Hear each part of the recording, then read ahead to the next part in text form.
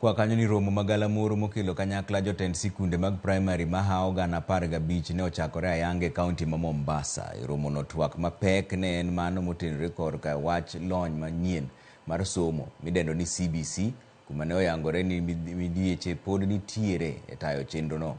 Kendo jafwambo mar Mombasa Joja oko miyo ler mar wachni. Miche kod miche mag jopuonj primary e sikunde mag piny owacho e pacho ka ne oyore romo magala moro Mombasa, ma bende ne okelo kanyakla jogo manie sekta mar somo. Kae, thoth jotend sikunde go koni ne gibiro tiegore kaka ginyalo bero chenro mag somo e sikunde gi. CBC ni en somo masani owuok, to kaka owuok no onego bed ni wayudo gimiluongo ni empowerment, to gi knowledge mowinjore makare monego bed ni wakonyo go nyithindo e skul. Mopogre gi somo machon ne yudo ni bang' penj nyithindo mang'eny ne dong' nikech girem.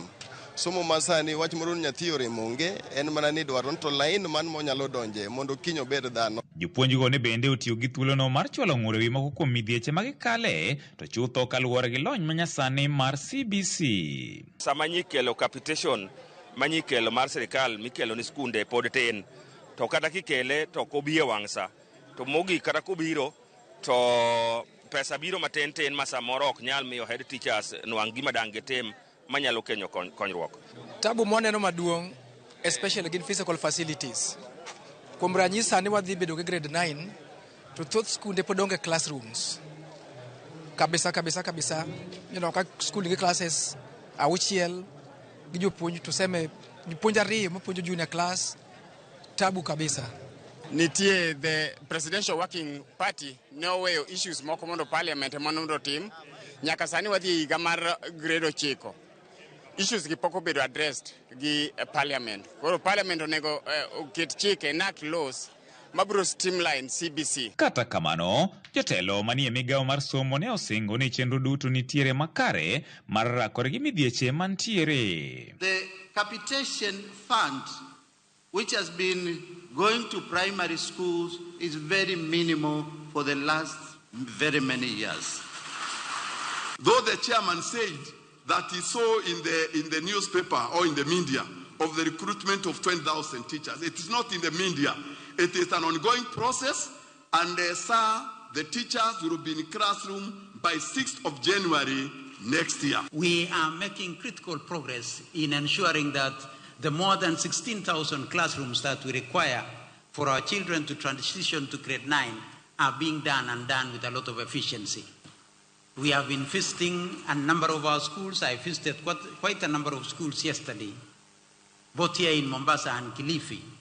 And one of the schools which we are building 6 classrooms, the classrooms are ready for usage in January. Iseche gogo, jatend jotich mapacho ka Koskei mane oyawo yanga romo no, ne kata kamano chiwo siem ne jopuonj go ewi wach tiyo marach gi omenda michwalo negi kod piny owacho. It is tempting when you take your calculator and you find out that you are going to have 5 million, 10 million, the head starts spinning. And you can easily find ourselves when we are walking along the road, whenever a vehicle passes, you will be asking your friend, "Iyo gari ni shilingi ngapi?" Kabende oramo ni japuonj ka japuonj biro mana ting'o misalape wuon kadiponi odonjore mibadhe gi wach pesa no. That money is not mine, it is not yours, it does not belong to the committee or board of management, it does not belong to the chief, it belongs to the people of the Republic of Kenya. And therefore, it has to be managed efficiently, effectively. Romo no biro ruma yanga chieng' tich abich e jumani. Jotend sikunde mag primary e pacho ka koro rito mar neno koda piny owacho dhi keto e tim moko kuom ng'ur magisebedo godo kotenore gi lony mar somo manyasani mar CBC. George Aoko, Ramogi TV, Mombasa.